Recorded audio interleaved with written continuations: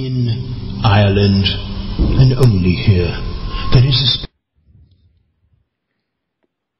a... Pardon me, folks, that was the wrong intro. Today, I'm going to be skipping my intro because I appear to have entered the wrong sound file. So let me start this show off a little bit off center here. And I want to welcome everybody for joining us here at Paranormal Palace Radio. As you already know, I'm your host, Royce the Redneck Radio Man. And joining me today is going to be John Andrew Goodman. And we're going to be taking a part two of his book, The Synchronicity Code. And we didn't get a chance to really talk greatly in depth last time he was on my show due to the fact that, it was my son's birthday and I had to go to his party, or should I say host his party. So I invited him back today so that we could go a little bit more in depth in what we did that day. So, John, how are you doing today? Very well, thank you. How are you, Royce? Oh, I'm doing great. And by the way, John, before I forget, I want to tell all the listeners, especially all the mothers out there, Happy Mother's Day. It's a very important job that they fulfill. Them and the fathers are both, I think, in my opinion, part of the backbone of the future, seeing as to how they're the one that shape and mold their children. That makes a lot of sense. But at any rate, I'm glad to have you back. And, you know, it was very gracious of you to be so nice about the birthday event last week. I did send you a list of questions that you asked for to prepare for this show. And if you want to, we can kind of dive into that, or you can give people a brief introduction for what the ones that might have missed it the last time.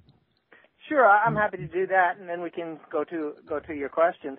The topic is the Synchronicity Code, which is presented in a book that I published that's available on Amazon last year by that name. It is a discovery of I think I would say a new way of looking at cyclical events in history that comes from some research that I had been doing in investing in the markets, which involved a study of numerical cycles and ratios, as well as some geometrical expressions within the time and price expressions of the markets.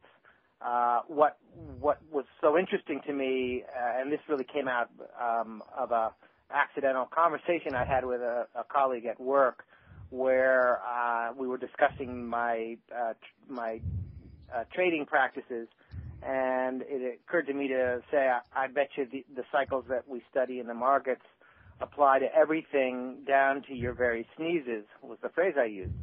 And he didn't really know what I was talking about, but to me, it got me thinking, and I went home that night and did some checking as to certain historical dates involving major events of countries and historical personages, and I was quite surprised to find that there were precise cyclical patterns between three or more events involving the most meaningful occurrences to a nation, taking the United States as a really primary research vehicle. And what I think is brand new out of that was, unlike what you see in the economic cycles, where the peaks and valleys of a cycle are based upon pure economic data, when you're looking at historical events, what is it that makes one event linked to another? And what I found was that these mathematical ratios were tying together based upon Jung's notion of synchronicity. By synchronicity, the simplest definition of synchronicity would be meaningful coincidences. So I began to focus on that question of meaning, and for example, the meaning to our culture of the assassination of Abraham Lincoln and the meaning of the assassination of John F. Kennedy might very well be a type of pairing that one would look at for a third or more events that are along the same theme as the assassination of a great leader. That, in fact, is one of the patterns that is analyzed in detail in the book, and it shows this notion how historical events cluster together in a way that plays upon the meaning of the event itself. Right. That perhaps is a sufficient introduction, Royce, to bring us back to where your questions begin. Might take over. Okay. All righty then. One of the things I wanted to get out of the way real quick, because I almost forgot a minute ago, was that you can learn more about John at his website, www.synchronicitycode.com.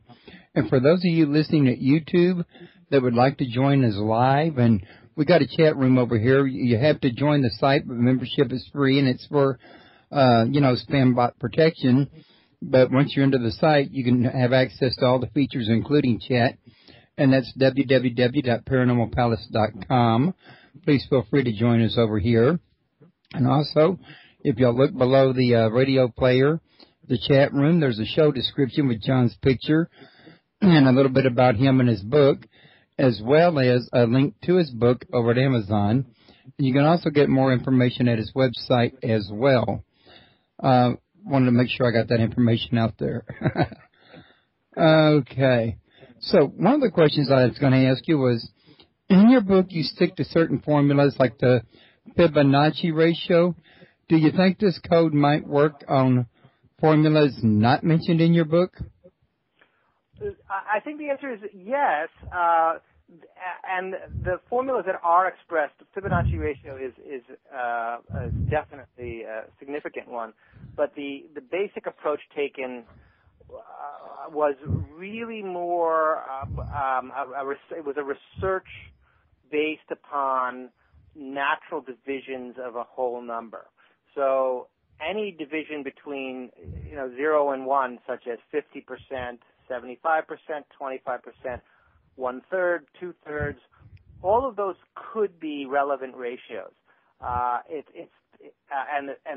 the one somewhat unique ratio in there would be the Fibonacci ratio. But in answer to the question, yes, I think that it's possible that there can be other numeric and geometric ratios that would be significant. The one that comes to mind is that Martin Armstrong has done extensive, interesting economic cycle work based upon the pi ratio, which is derived from the radius of a circle. And he has shown that there are repeating patterns in economic cycles based on a root figure of 8.6 years. His work is very interesting. It's a somewhat different approach, obviously, than the one I'm focused on, but it's an example of another ratio that could very well be playing itself out in not only the markets but also in historical events. Right. And that reminds me, there was a guy I had on my show not too long ago that he's working on a system he says is the secret numbers of God, I think, if I remember correctly. I don't have his link right in front of me, though, but the thought has occurred to me that his work and your work might dovetail very nicely. I actually didn't know that. I'm happy to look into that. That might be interesting to follow up with. But going on to another one, I also thought it'd be nice to ask you exactly what the Fibonacci ratio is, because I'm pretty sure not all listeners out there know. Sure. This is a mathematical ratio that was discovered, really rediscovered, by a 13th century mathematician named Leonardo of Pisa, who went by the name Fibonacci. And it's derived really quite simply by, and it's often presented as a story of rabbits multiplying, where you take one. The number is the series is derived by taking the number 1, adding the number 2 to it, then then which 1 plus 2 equals 3. Then 3 plus you back off 1, 2 equals 5. 5 you back off 1 plus 3 equals 8. So it's 1, 2, 3, 5, 8. You continue this series, 13, 21, 34, 55, etc.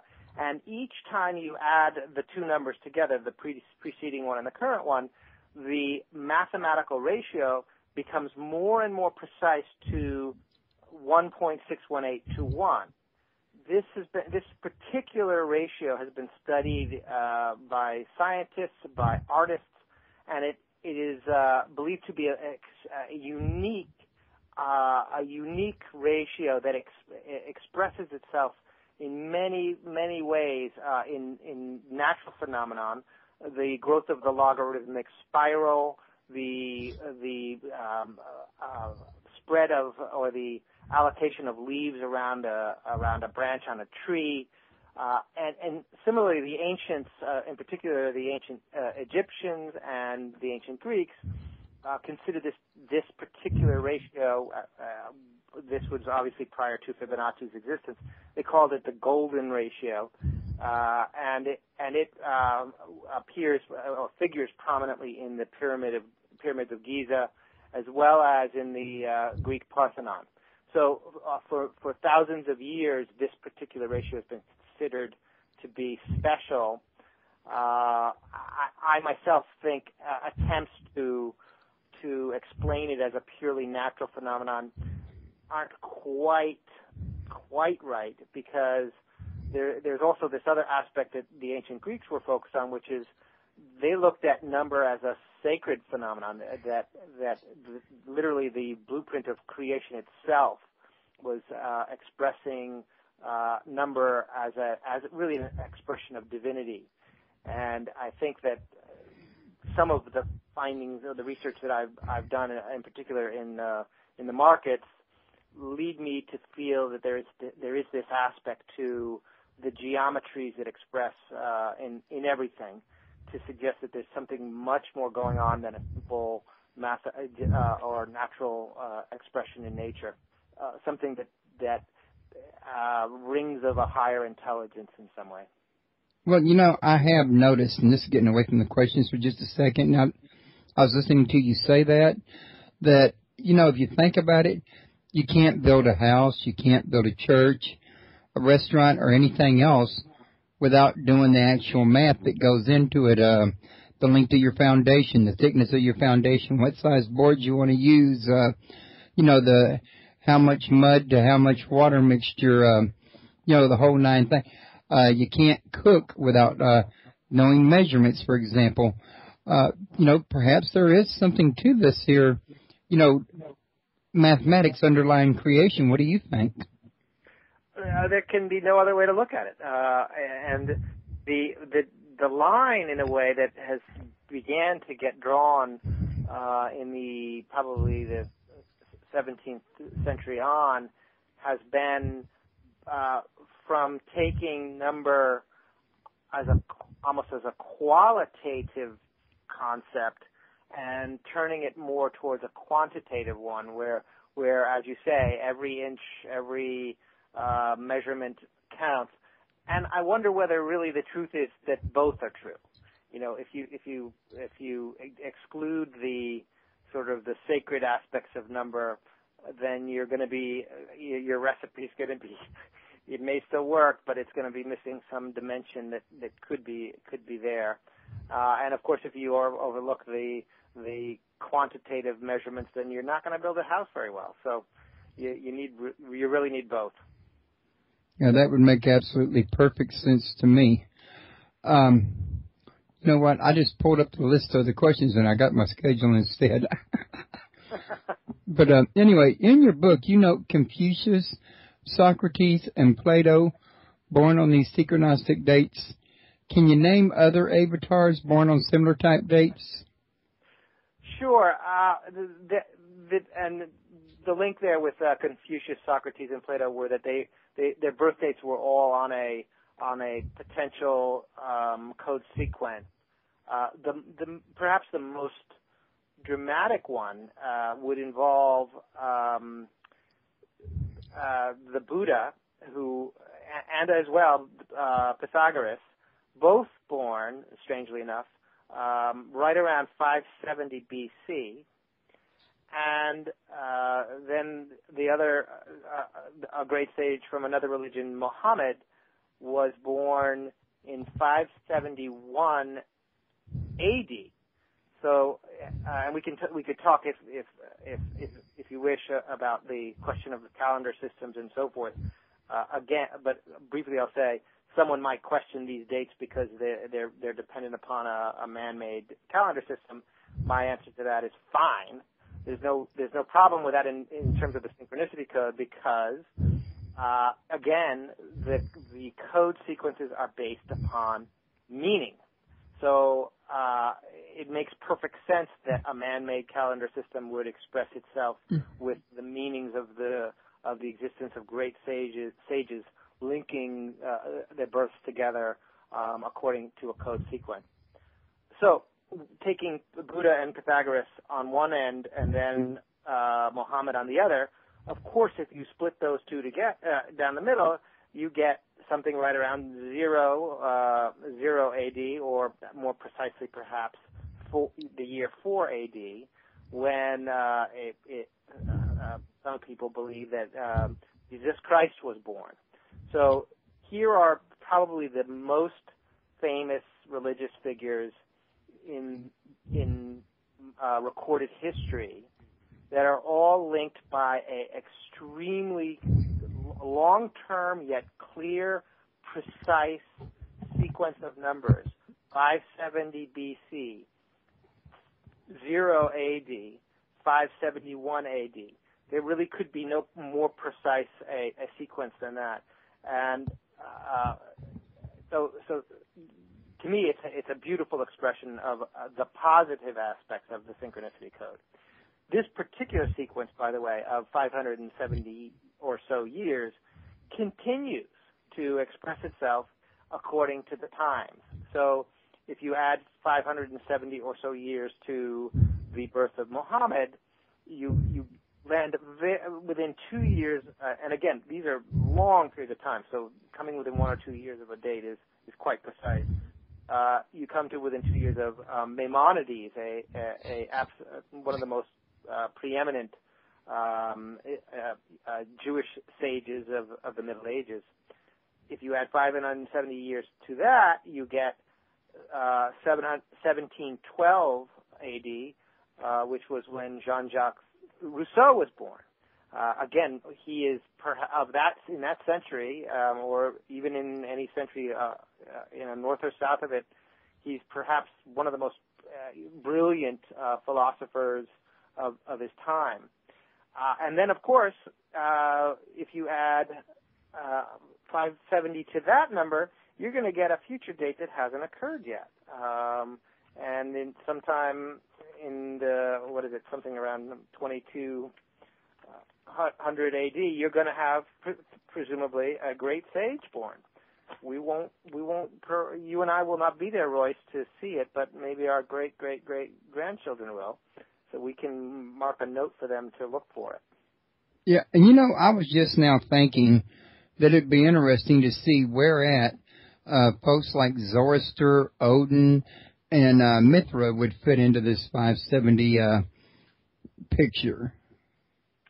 Yeah, there's almost endless numbers of research questions. I think that would be very interesting to see. It isn't something I've specifically looked into. Well, strangely enough, I was just doing some research on Mithra this morning, so it's funny that you mentioned it. But I haven't specifically checked those figures. Okay. Now, another thing I was going to ask you about is about the death of these avatars. Do they also follow into the synchronicity code pattern?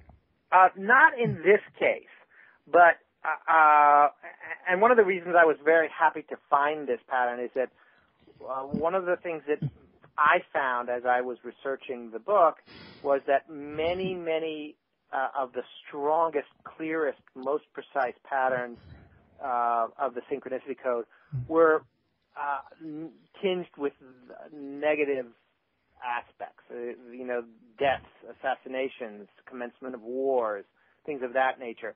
So I was very, very pleased to see positive events like the births of sages to be linked to the Synchronicity code as well. But given the fact that the code sequences clearly express themselves with death events as well, it wouldn't surprise me if that would be true with some of these sages.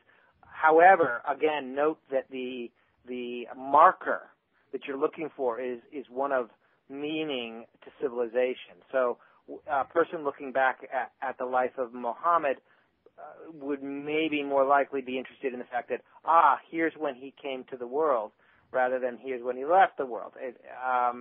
And partly by the nature of the fact that it's a rising of spirit, that the meaning would be attached to the beginning rather than the end of his life.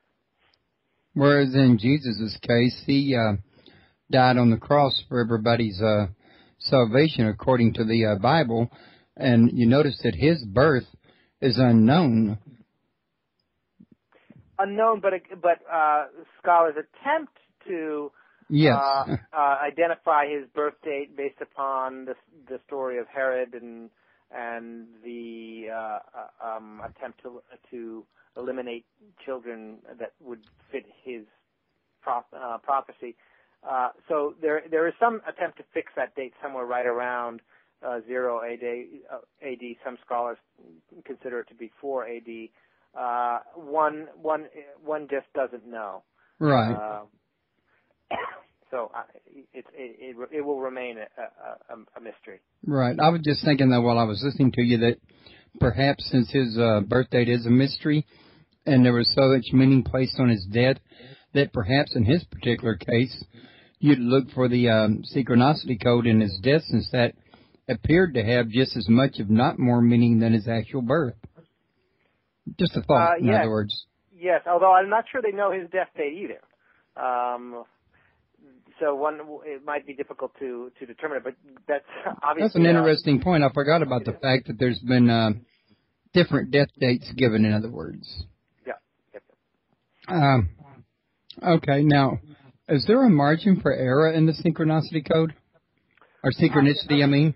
Yes. I mean, I think the answer to that is that this is there certainly is, and the approach that I've taken thus far is really a pragmatic one, which is to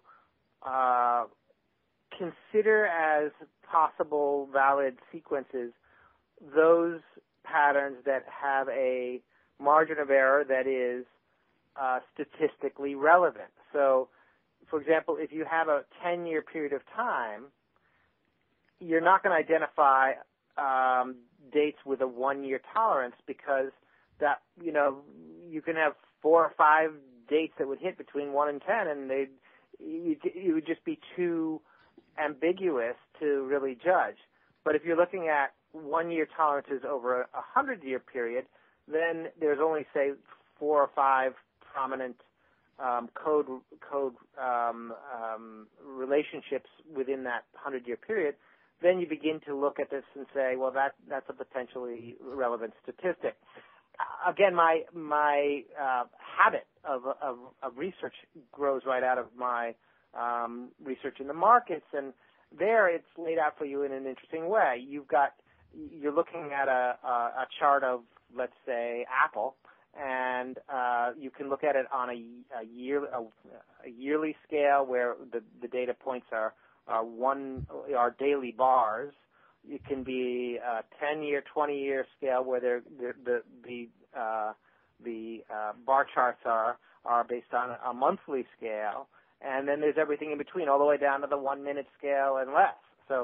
So what determines the margin for error when you're doing a cycle or a dynamic cycle, meaning ratio analysis of a stock? It's going to depend on the scale of the time period that you're looking at. So again, if it's a 20-year scale, a tolerance of 1 month might make sense. But then if you're talking about the synchronicity scale, if the scale of time is 1,000 years, like it is in the case of the religious leaders we spoke about earlier, then your tolerance is much more likely to be something like a year or 2 or 5 years even, and still you could sense the statistic relevance of that. What's so interesting, though, and one reason why my confidence grew that the synchronicity code is a real phenomenon, is that there are times when you would be looking for a tolerance on the scale of a year or a month and find it to be accurate to within a couple of days of a precise calculation, which takes the analysis to a whole other level of statistical relevance. Well, I was going to go on to ask you what that margin of error was, but you got to that one for me ahead of me. Oh, sorry about that. No, that's fine. Anyway, how does the power of 10 apply to the code? The power of 10 is one avenue of developing greater insight into a particular sequence. And it's, again, I think it should be said, Royce, that this is all brand new research. And so, assuming the research continues, in 10 years it might look like something different than it is now. But the power of 10 I found to be an interesting concept, which is that when you look at the sequences as they unfold, there seems to be a question of magnitude of the event, how strong an event is going to be, how much it's going to impress the consciousness of the culture that's experiencing it. When the number of years separating the events happen to fall with a zero at the end, 50 years, 100 years, 1,000 years, that kind of thing, the magnitude seems to be greater. One researcher in the market field, again, W.D. Gann, considered the power of 10 to be a significant cyclic force in the markets. And in particular, he found that the 60-year cycle was significant. That's interesting because one of the strongest cycles that occur or that I found that is explained in the book is the cycle that links 9/11 to Pearl Harbor. Pearl Harbor occurred in 1941. 9/11, of course, occurred in 2001. So that's a 60-year period. And there were other events hung like rungs on a ladder between 1941 and 2001 that were less prominent in terms of the sort of the psychological and emotional state of the Americans and others that were experiencing them. But the one most powerful event in our recent history would be 9/11, and it happens to fall right on the 60-year mark. So the next event up, which was a lesser event that many people may not have even really paid attention to, was the torpedo of a South Korean ship by North Korea that occurred in 2010. That fell very precisely on the same cycle. So, and it also links up with another historical event that fell on that cycle, which was the commencement of the Korean War itself, which lends credence to the meaningfulness of this link to the torpedo attack. But that event occurred at 68 and a half years from Pearl Harbor. So the magnitude of the event was, in fact, much less in the eyes of the world, as will be the next few until perhaps the 100-year mark, let's say. Okay. Now, what would happen if you was to follow that backwards? And I know I'm getting away from the questions again, but that just came to my mind while I was listening to you. Instead of starting at 9/11 or Pearl Harbor, what if you went further back? Have you tried that yet? You mean look earlier than Pearl Harbor? Right. I did do some checking of it, and in this particular case, Pearl Harbor seems to be I didn't find any of the sequencing before that date, but I did after, which is itself. I mean, it's interesting because some of the events that occurred afterward you wouldn't have recognized as their meaningfulness until 9/11 occurred. And how did I find that link between Pearl Harbor and 9/11? Strangely enough, it required the first attack on the World Trade Center in 1993. It's that interval between the 1993 bombing and the 2001 bombing that set the ratio that then rolled back through the years to hit very precisely the bombing of Pearl Harbor. So it's the question of backwards and forwards is a very interesting one and not always evident on the surface. It's a little bit like, the feeling tone of it to me is that whoever or whatever is doing this, whatever forces are at work in nature that do that, allow these patterns to form this way, are free to look at things forwards or backwards, up or down. There's no limitation in a sense. It's like it's part of one motion. The future and the past are part of one motion.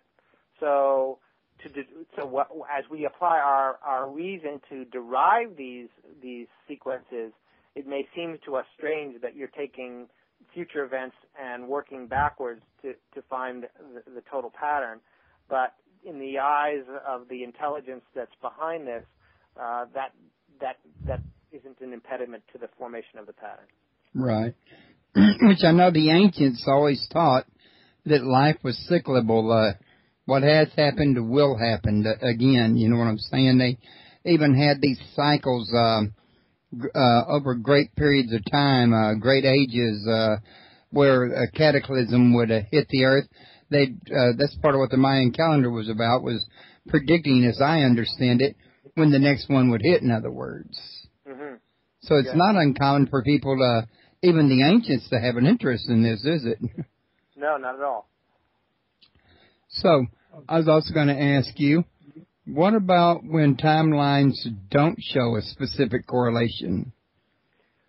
There are many possibilities here, and let's just explore a few of them. First, recognize that the correlations depend on meaning that, they depend on seeing the meaning behind the events. And it's possible that the expression of that meaning hasn't yet quite gelled, or we don't yet see the meaning that would only become clear in the future. Second, there will be times when, because these ratios, in a sense, can multiply or divide naturally as they unfold, it is possible that the pattern is not yet complete, and we're expecting to have an inner, let's say, a mark at the 50% mark internal between two outer events, when in fact the completion of the pattern is going to be a multiplication beyond the presumed second event instead of somehow before it. So that's the other possibility, therefore, is that the event is not really yet completely expressed. A third possibility is that sometimes the correlations, it's a little bit like the forces at work here can play tricks, and we may not quite see them.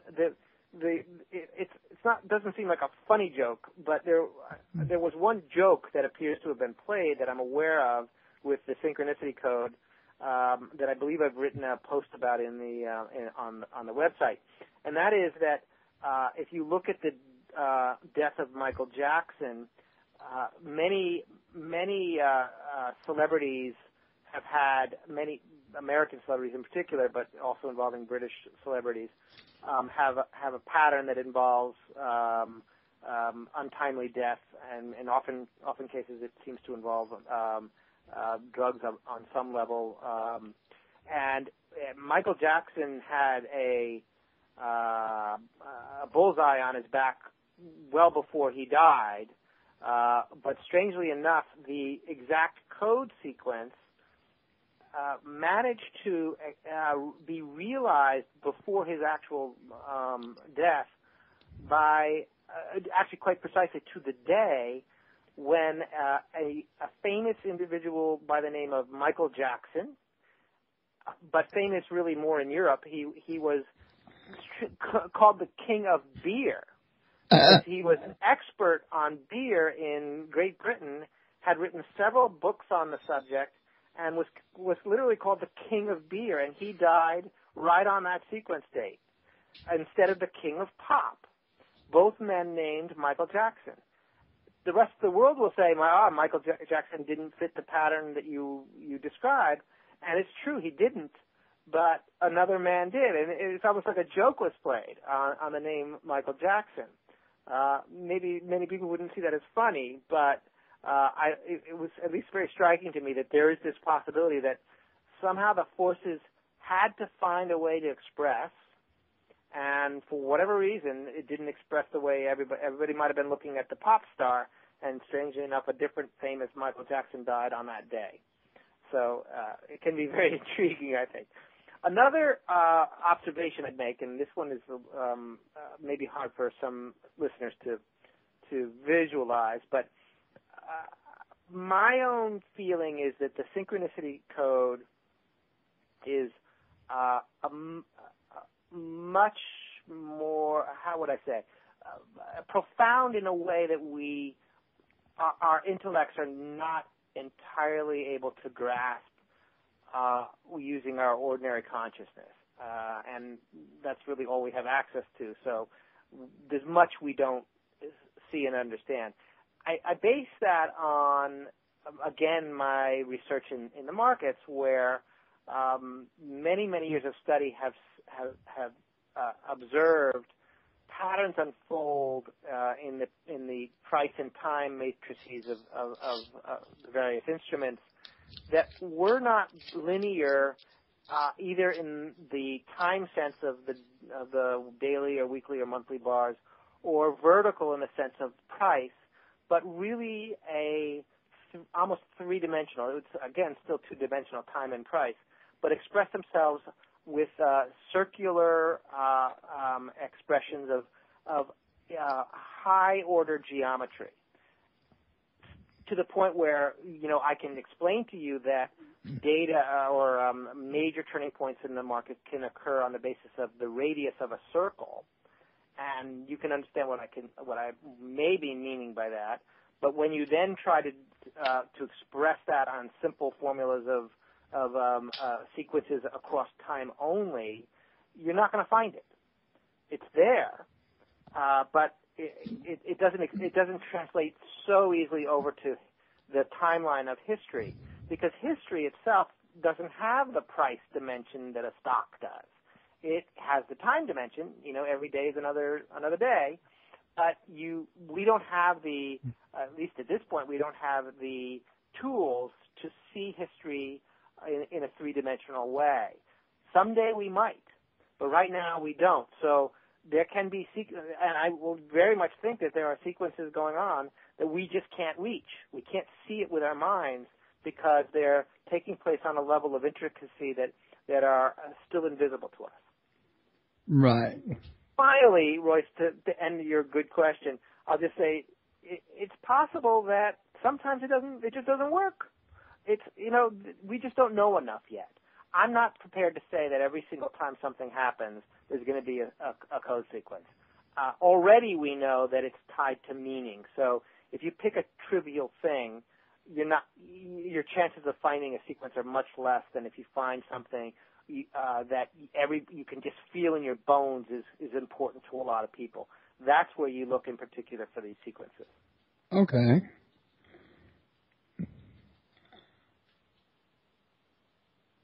Okay, now, based on the synchronicity code, are you expecting any major event, like, say, 911 in the near future? Well, first, the specific cycle that involved 9/11 still is in play, but the next cycle date doesn't occur until 2018. So specifically with that in mind, no. But more immediately, there are other sequences that I am concerned about. One of them is that, and again, I don't see it on the horizon of things, but it's there to at least articulate, and that is that a major war-type event may occur within a year of 2013, 2015, something right around that period, that time. And this is based upon a cycle that began at least with Napoleon, if not earlier, probably in the earlier part of the 18th century, and the 7 Years' War in the middle of the 1700s would be on this cycle as well. So yes, that's something of concern that is not specifically 9/11-ish, but it could be a dramatic event involving war. And then there is another sequence that I'm actually very concerned about for a negative event occurring in the early part of 2013. It's one that I have decided not to speak publicly about until the time comes, but there is a sequence that may come to fruition in the early 2013 range. But none of these are going to be anything like, say, if I was to take a guess, Third World War? I wouldn't say that. I'd say it could. Wow. Well, they've been expecting it for the longest, you know what I'm saying? That's right. Well, the book does talk about that and about the time frames and the ratios involving First and Second World War and how they could link to this time frame. Wow. That'd be like playing it like a record, wouldn't it? A little bit. Let's hope. I mean, again, I'm somewhat relieved that I don't see on the immediate horizon the girding for war, which I think these kinds of things do have a period of sort of the wind up of the arm as it cocks itself back ready to punch, and I don't quite see that except perhaps with the tensions over Iran. Again, when we're talking about potential nuclear weaponry, it doesn't require the same length of time to get ready to fight. So one doesn't know whether there's going to be much warning when something happens. Okay. And again, one important thing to say, though, Royce, is that while the pattern is there, I don't take the position that it's a prediction that it will happen. It's more that it's something that knowing the existence of the pattern can be a guide for something that may occur. And if you don't have the pattern, it's a little bit more comfortable to assume that something might not. But as Lao Tzu said, those who predict don't know, and those who know don't predict. I think there's some relevance of that wisdom that needs to be applied to this kind of thing. Yeah, I think so too. You're describing kind of like where there's smoke, there's fire, but you know, that means you should get the fire extinguisher out and not just know it's coming. That's right. But also, according to your book, you were in the World Trade Center when the airplane hit. Is that right? Actually, no. I was in the World Trade Center in 1993 when the first bomb occurred. Okay, then I must have misunderstood it while I was reading it. Now, that time it was a bomb, not an airplane, is what you're saying? That's right.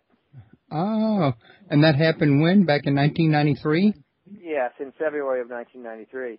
I remember it very distinctly. I'm a lawyer by background, and I had been. I worked at the firm Brown and Wood. Now the firm is Sidley in Austin, and I was on the 57th floor of One World Trade Center, on the phone with my wife, when suddenly there was a loud boom, and visually, as I looked out into the hallway from my office, it looked like the entire floor jumped 2 to 3 feet up in the air and then back down. Oh, wow. That was the visual or physical impression that one had. And the phone went dead almost instantly. As I was sort of gathering myself and moving towards the hallway to speak to someone about it, smoke was up on the hallway, probably within 30 seconds or so of the event. And as soon as you see smoke, you know you have to get out. So everyone started moving towards the stairwells, and we started going down. And I do admit to something that I'm not proud of, which was that I actually found myself getting quite scared as I was going down. And two things made me feel better. One of them was that there were people around me who were getting hysterical. And strangely enough, when you're in a kind of a crisis situation, the hysteria of others can have a calming effect, because you just have this view that, hey, well, if they have it that bad, at least I don't have it as bad as them. And so it actually had a kind of a calming effect on me. The other thing was I have this perhaps totally ridiculous notion that when my time is going to come, then I'm going to feel the angels nearby, or I'm going to feel my own guardian angel nearby giving me a heads up that this is going to be serious. And I didn't feel that. And of course, this is just anecdotal, and it can be viewed as you can dismiss it as you wish. But to me, it gave me the sense that if I'm not feeling like the whole of me is summoned to this event, then maybe it's just going to be okay. And within some period of time, we had all walked down the stairs and out.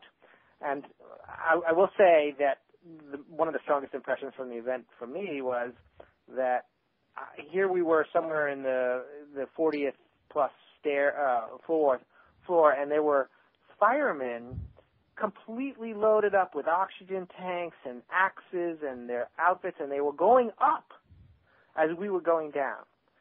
And it was such a sight of the strength of these, strapping guys going up the staircase to put themselves at risk. That was very powerful.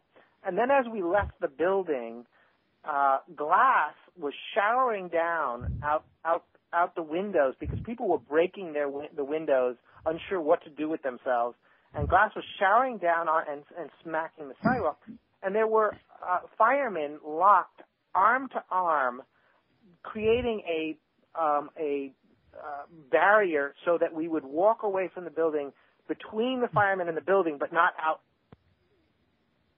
So I think you have to experience this to know what I'm talking about. But it was so touching that these people put themselves at risk this way for us, that for quite some time after that, every single time I saw a fireman, I practically felt like crying.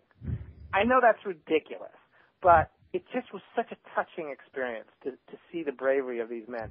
And then to have them, so many of them perish in the 2001 is a very tragic thing.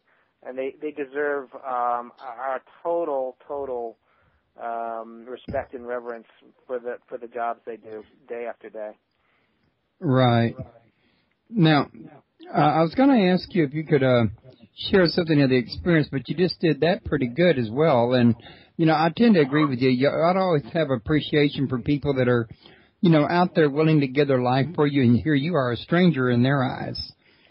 So, and some of them even have families, and they're still willing to do it. And it's pretty mind-boggling knowing humanity's way. I seem to be introduced to it from my end, but, yeah, it does happen. Mm-hmm.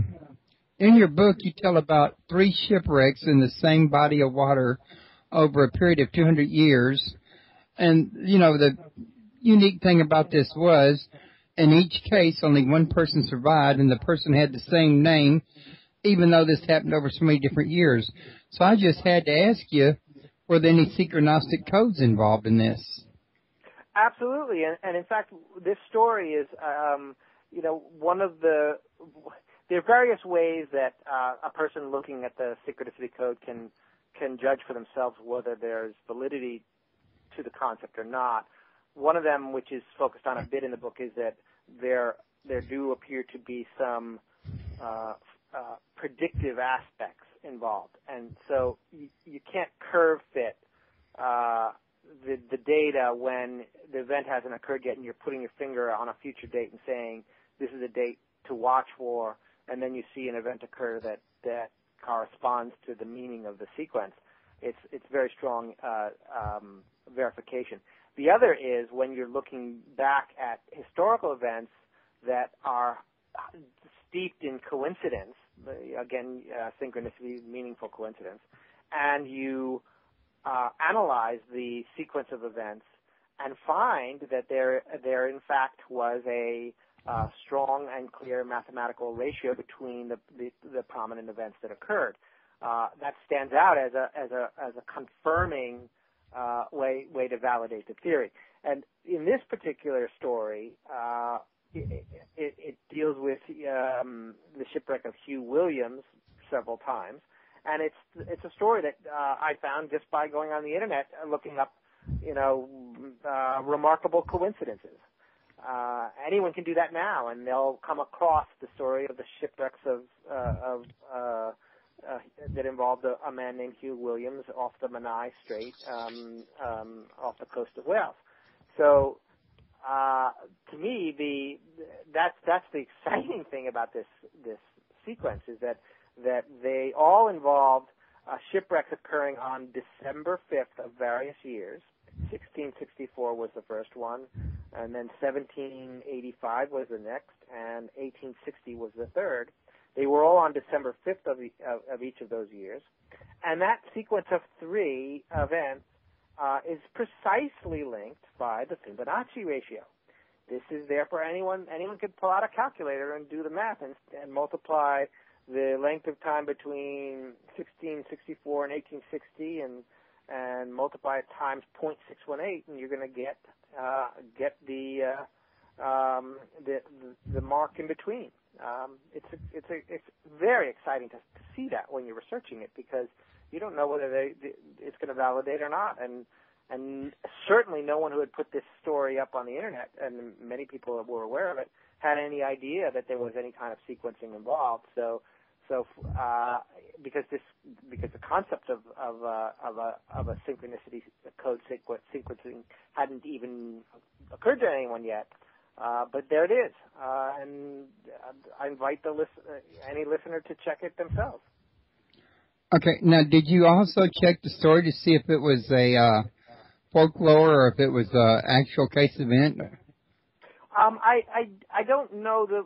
There is a fair amount of discussion about it on the internet, and some people say I didn't come across anyone who said that it wasn't true. There's some people that say they were slightly different dates, and there's some people that say it's not as unique as you might think, because there's lots of Hugh Williams in Wales around this time frame, and there's lots of shipwrecks. Both that all may be true, but it doesn't change the fact that the story is told with these particular dates, and these particular dates happen to have a very precise mathematical ratio expressing between them. Okay. Now, in your book, you talk about cases of possible time travel being possibly confirmed or maybe validated by the Synchronicity code. Yeah. Well, I think you're referring to a story that was recounted in the book that came from that I first learned about through a book written by Michael Talbot, which was called The Holographic Universe. It came out a couple decades ago, I think. A great book. And it was actually a story that he was relaying regarding what was called a time slip. I'm not sure it's the same thing as time travel. It might be, but he refers to it as a time slip, which was a story of two Oxford professors who were on essentially a sightseeing tour of Versailles sometime around the turn of the century, around 1900, and somehow they seemed to suddenly find themselves in the same place, but back in time, around the time of Marie Antoinette and the massacre of the Swiss Guards, and there was some tension in the air, and somebody was running by, and all of this happened. They believe they saw a woman that might have been Marie Antoinette off in the distance, and so forth. And they, when they got back to England, they wrote this up and it became a book that was submitted to the psychical research organizations that existed at the time, and it was a sort of an important, suggestion of the possibility of whether it's time travel or some sort of a psychic experience. I don't know.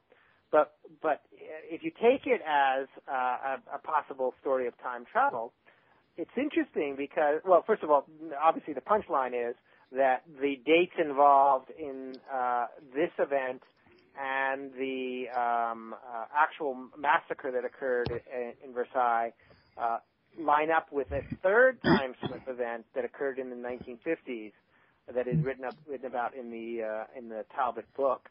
And that's how it, again, just like the story of the shipwreck, it served to validate the code sequencing. But what very interesting to hear your description or your choice of the term time travel. One can imagine that if a future scientist actually learns how to travel through time, it may very well be that the portals that form that allow one to go from place to place are going to somehow open up based upon meaning and based upon synchronicity code sequences. So it may not be the case that you can just time travel anywhere you want, anytime. It may have to do with the meaning of events at the time they're occurring. Right. Which I can understand that, but don't you think, and, again, we finished the list of questions I had sent you, and I'm going on some ones that I'm coming up with as we're speaking now. Don't you think this code should have something to do with prophecy, or maybe it's how prophecy is made possible or something? Very much possible that there's a link there. And because the prophet or the seer of however description may very well be tapping into knowledge of preternatural knowledge of the sequencing that is already there, and they're able to perceive it somehow in advance of the occurrence of an event. It could very well be that there's a link there. And I would add one more thing that I may have already suggested somewhat, but I think it's kind of an important point, and that is that if one looks at this concept and comes away with the idea, oh, how great, I'll figure out how to predict future events and I'll be rich, or something like that. Possible. I don't know. Maybe this could be reduced to a level of totally rational understanding that one could exploit in some way. My own view is that is unlikely because it runs afoul of the majesty of life itself.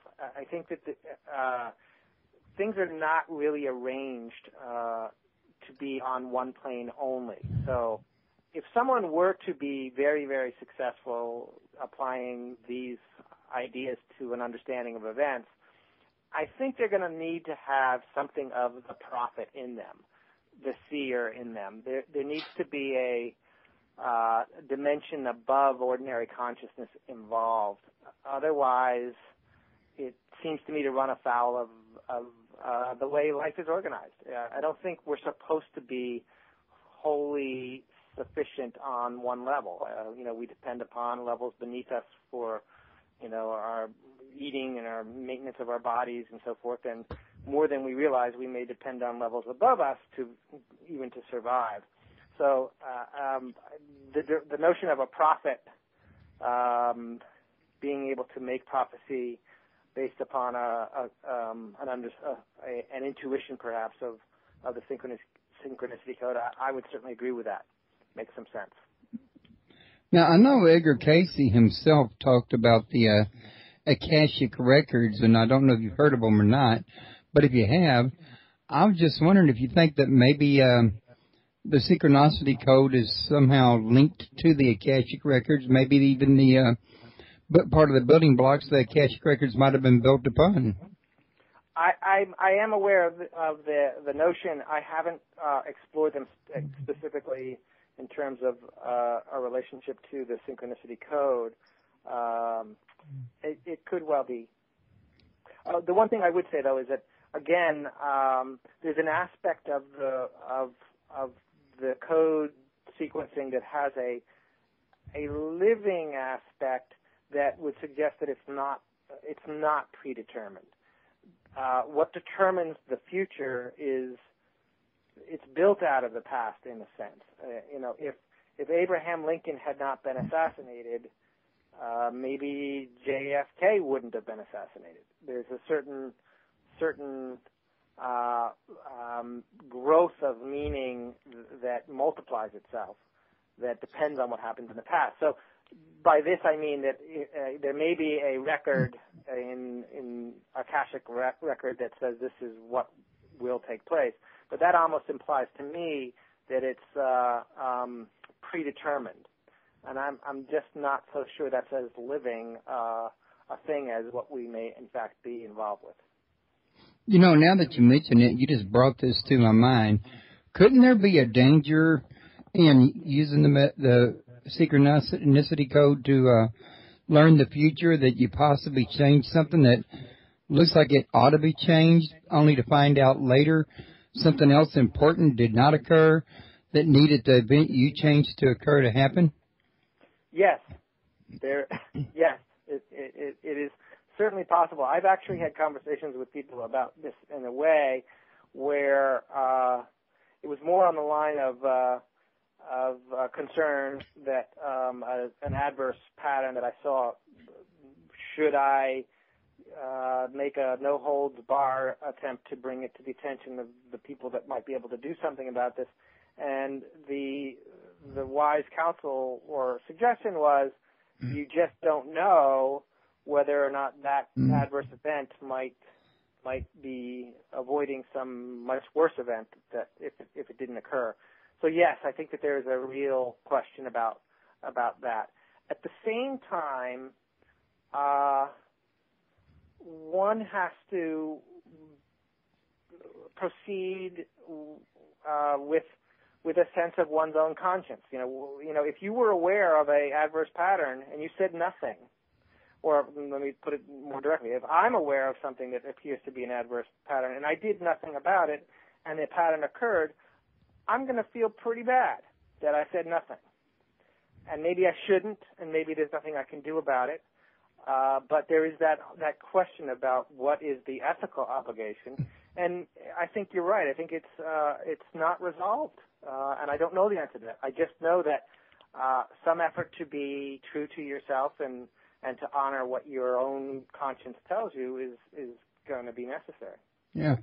Yeah, I was just remembering that Captain Kirk and his First Officer Spock in one of their episodes ran into a similar situation where they had found this thing on a planet, thanks to Dr. McCoy accidentally giving himself a shot that caused him to go crazy, a guardian of time or a gatekeeper of time, and they had to go back in time to get him because he had changed the future while he was in the past. And it really dealt with one woman, I forget her name, that was going to change history.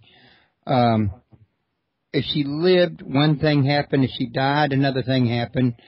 And if she had lived, then they would never have existed in the end. So in the end, she had to end up dying, which is then, too, left him in a position of making the hard decision of letting somebody die right in front of him that's very, close to him, or thinking of humanity's future and his own futures. But, when you start talking about time travel, there's that grandfather effect, and you got to take it into account, don't you?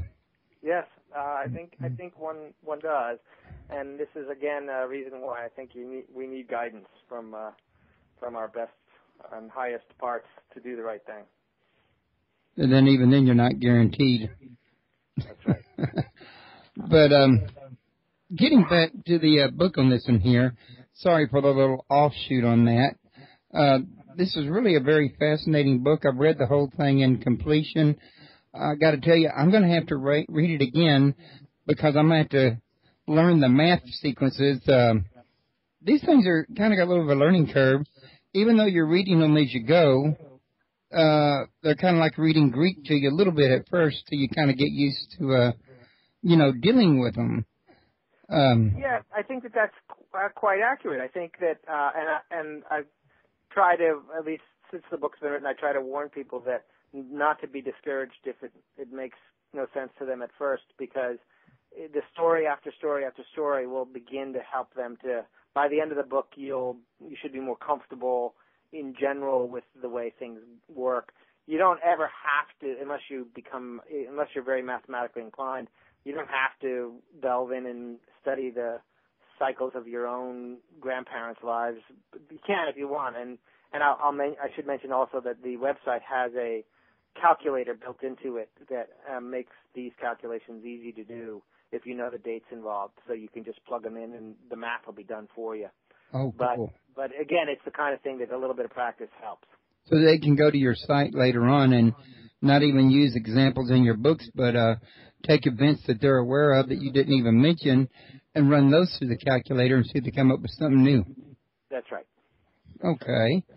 Now, one of the things that you mentioned in your book that I didn't think to put on that list of questions was the 10-year Omnigod cycle chapter or subchapter. Yes. What is an Omnigod? Oh, it wasn't Omni. It was oh my God. Oh my God. Okay, I'm sorry. It was kind of a joke. I was kind of making a joke.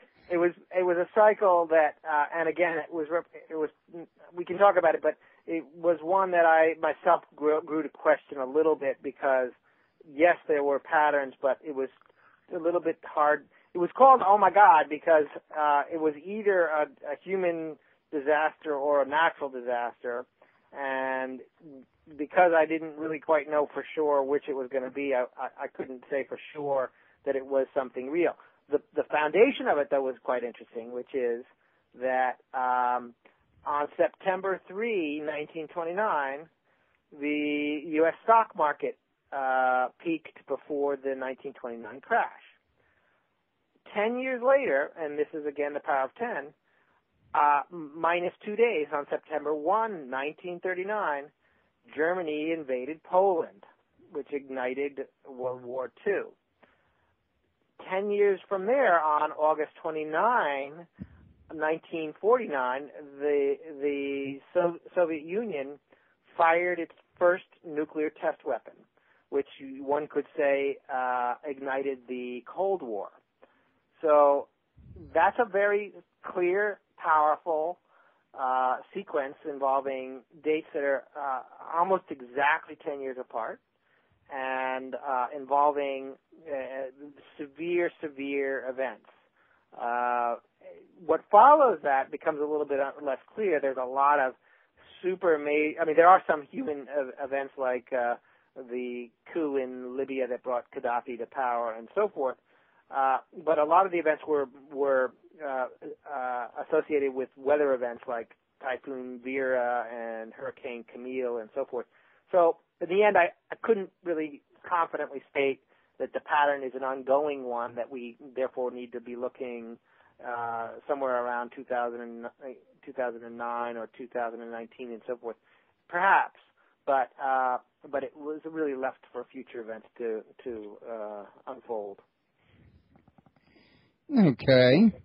Now, another thing that you mentioned was about the next Bill Gates, and I was like, well, okay, I'd be interested in who he thinks the next Bill Gates might be, or was that who you thought, or was that just some other musings? That's an example of how one might look at the synchronicity code for to predict a future pattern that has not yet occurred. And in that particular case, I was taking Bill Gates and Mark Zuckerberg really I picked them because they are connected meaningfully to the start of companies. They were both in college when they began their companies. Bill Gates founded Microsoft and Mark Zuckerberg founded Facebook. They both were dropouts from Harvard. They both started their companies when they were around 21 years old, and they both became famous philanthropists, but both were also criticized for being for their business tactics. So the link between these two men is very clear meaningfully, which suggests that there might be a third individual that will emerge with a similar type pattern that has not yet occurred. And in the book, I put some potential dates to look for the launch of a company. Some dates have already passed, and there's a number that's coming up over the next 10 years. Where if you find a company is formed right around the dates that's listed, it's one to watch very carefully, and maybe even invest in the IPO before it goes anywhere. Could it be right? We'll have to see. You never know. Okay, now it looks like you were also pondering the possibility of a superconductivity breakthrough. Yes, and with the predictions that are made there, some of them, again, that's an example where there were events that occurred around the time frame of the prediction that may fulfill it. They weren't like obvious that hit it. So they may actually constitute misses, but part of it is that sometimes these things, the dates become clear only in the future, meaning there may be a patent that I'm not aware of that was filed that date, or I know that there were advances that took place economically on a very large scale that occurred right around the time of that date that may prove to be a turning point in the superconductivity realm. But it isn't the kind of thing that in that particular case where one could say you hit it. I might have, but I think we need some more passage of time to know. Well, I do know that they are working on, I believe they call it arms gold now, which is supposed to be gold that has superconductivity, that they could be changing the future with it further down the road. So maybe it is coming up. Mm-hmm. Yes, and we'll see. Now, I also see you put in here about the killing of bin Laden. I really wanted to ask you about this one because he has been killed as we understand it. But did you see this in forthcoming before you wrote this in the book, or was this put in the book after it occurred? It occurred. I was put in really right as the book was going to press. So I did not know that. But I'm actually glad you mentioned that. The sequencing, I think the sequencing that you see in the book, while it's suggestive of a pattern that one could draw, and in particular it was dealing with the link between Hitler and Osama bin Laden. My pondering of it, though, since then has focused a little bit more on the coincidence that Osama bin Laden was killed by Barack Obama. Osama and Obama, the first time either of those names came into the consciousness of the world, are just so close that one had to expect that those two men were going to be, or that when you see those two men linked forever in history because President Obama led the assassination of arch-terrorist Osama bin Laden, that's just too strong a link to ignore. And more needs to be seen in the future about this. Okay. Now, part of what you put down here was predicting the end of the world that I wanted to touch bases on you because, I grew up in a Pentecostal environment, and as you probably can well imagine, that's been predicted to me for how many times now. I thought maybe you'd like to share with the listeners your thoughts on that. Sure. I myself, I mean, the world as we know it is going to end. There's no way it's not. Whether that's the end of mankind or not, eventually that will also be true. But it might be many, many millions of years from now, or it could be around the corner. I put that little section in there to simply comment that the current frenetic interest in December 21, 2012, if that's the exact date, as the end of the world according to the Mayan calendar, does not appear to me to be tied in with any clear synchronicity code sequence. So my recommendation to any listener who is concerned about that is to be sure to have a good deck chair and a glass of coffee or a glass of wine, whatever you prefer, and stay up all night to enjoy whatever happens, because chances are you're going to need to sleep in the next morning. But again, we don't really know. It is very interesting what you say about Pentecostal America, because a very, very high percentage, I think the number is at something like 41%, if I'm remembering the study that was recently announced. A huge number of Americans believe that the second coming of Christ will occur before 2050. That's a lot of Americans to believe that. Which also, you and me talked about fringe Christianity earlier, and a lot of those believe that the second coming is going to occur around the time of the Mayan calendar as well. Yeah, I mean, there's a lot of that way of thinking of things. I myself, I somehow feel like that's not our job to figure that out. And I can respect those who feel that they need to repent, whatever that means to them, and make themselves ready for their Maker when that time comes. But I suppose in a way that should always be done. So aligning oneself for a potential future event somehow doesn't seem quite the thing to do for me. But we will, I guess, find out. I think it's important for all of us to every day live the best lives we can. So maybe in the end, the exact date won't matter so much. Right. What I would also say, though, is that a student of history will see that the second coming has been predicted many times, and some have said it's happened. And some have said this will be the third coming. Go back through the centuries, and you'll see that this was a hot topic back in the 18th century, and then the 19th century, and so forth. So, the millennium itself, the turning, of the clock. Y2K bug, it had everybody panicked. Yeah. So, I mean, around the time of the early Christianity, they were pretty sure they were packing their bags back then. So it's a topic that's come up a lot over the years. I'm not quite sure what it is about our psyche, or maybe it's inherent in the religions that we follow, but this has been something that people have been focused on for quite some time.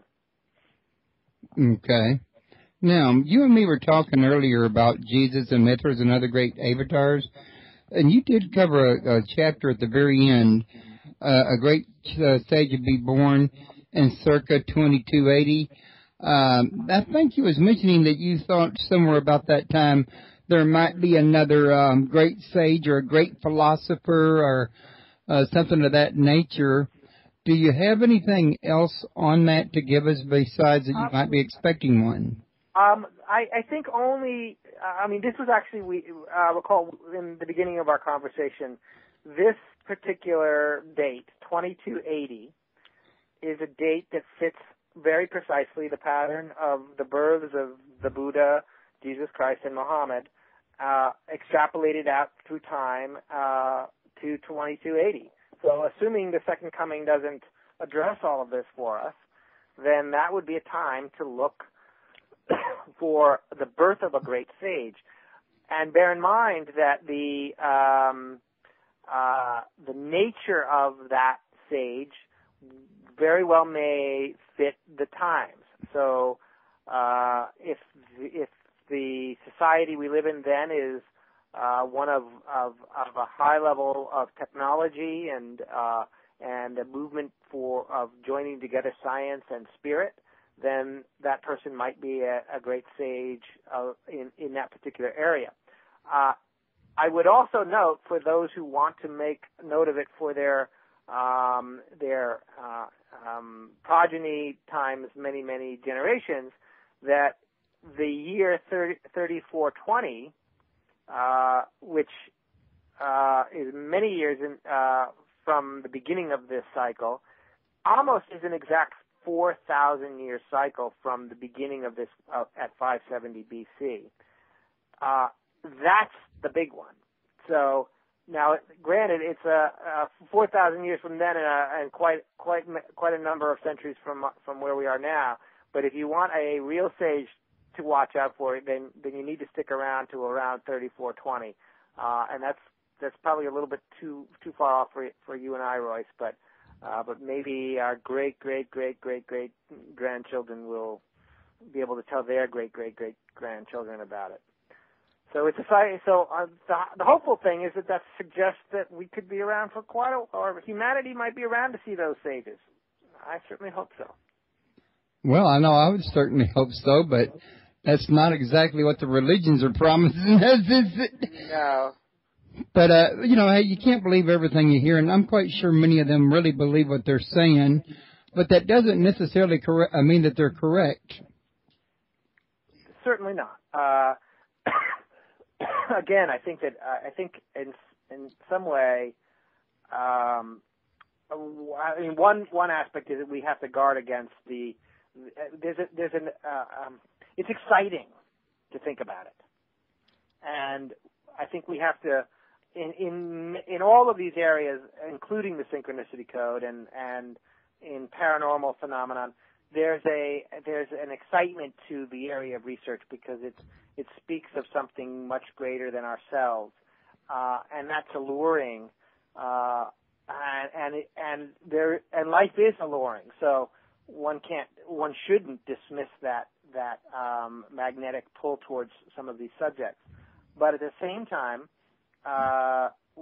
some of these kinds of subjects lead us towards conviction that isn't, again, in a sense, violates, I think, what is the role of the ordinary mind in facing these questions is the way I would put it.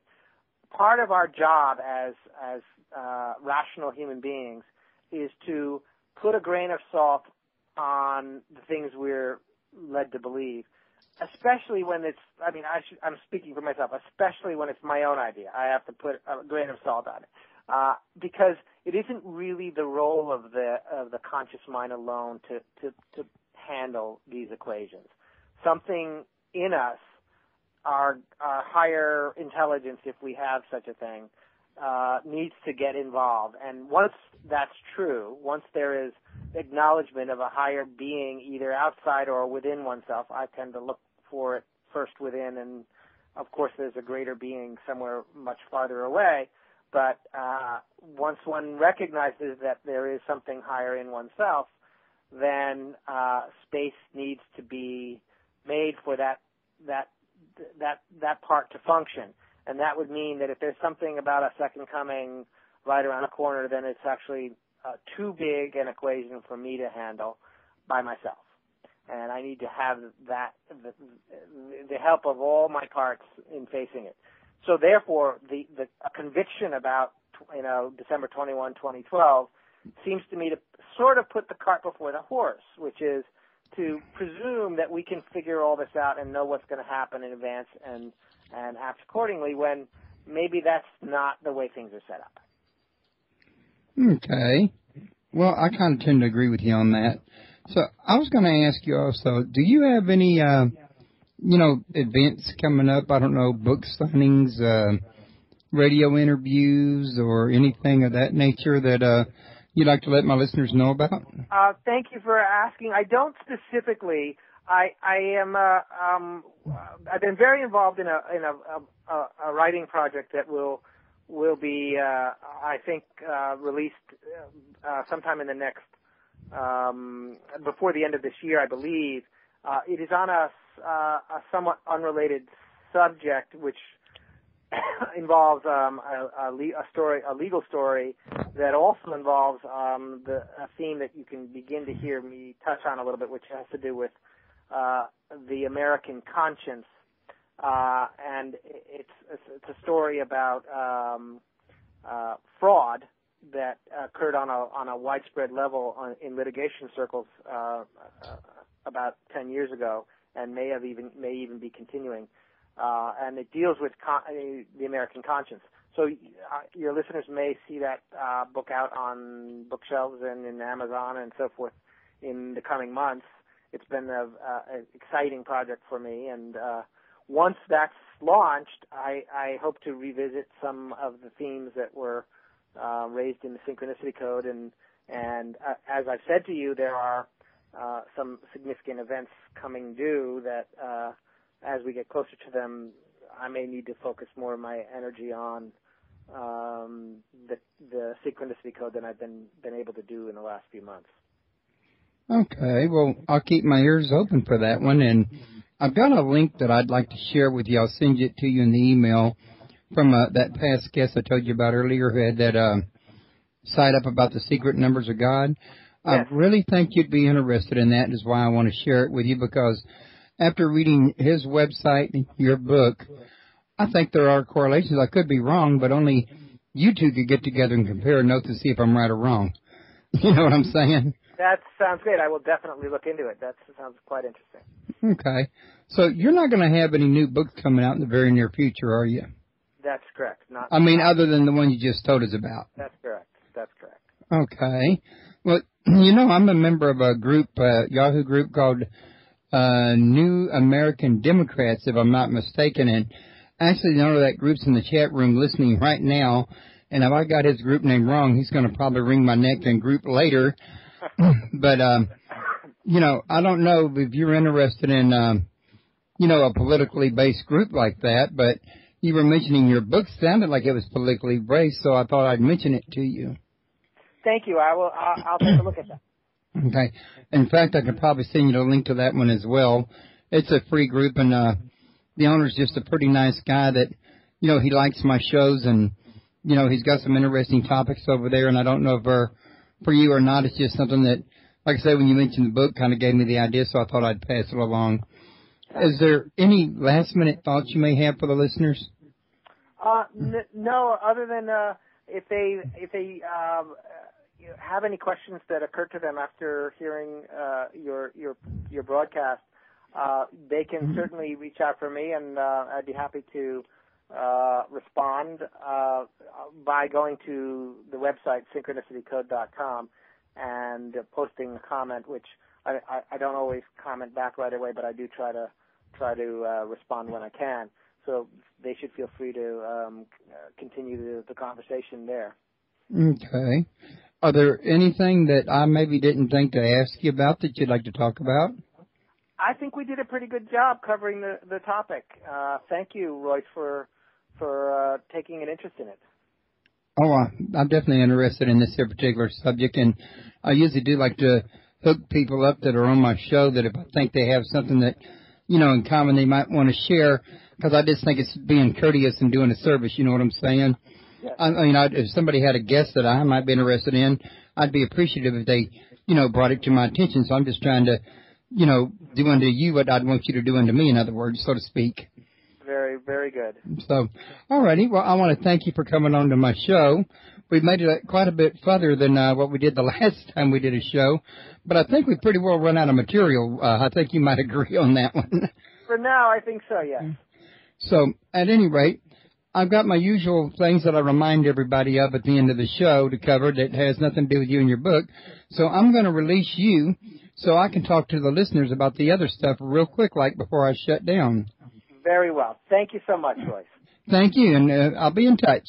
All right, very well. Bye-bye.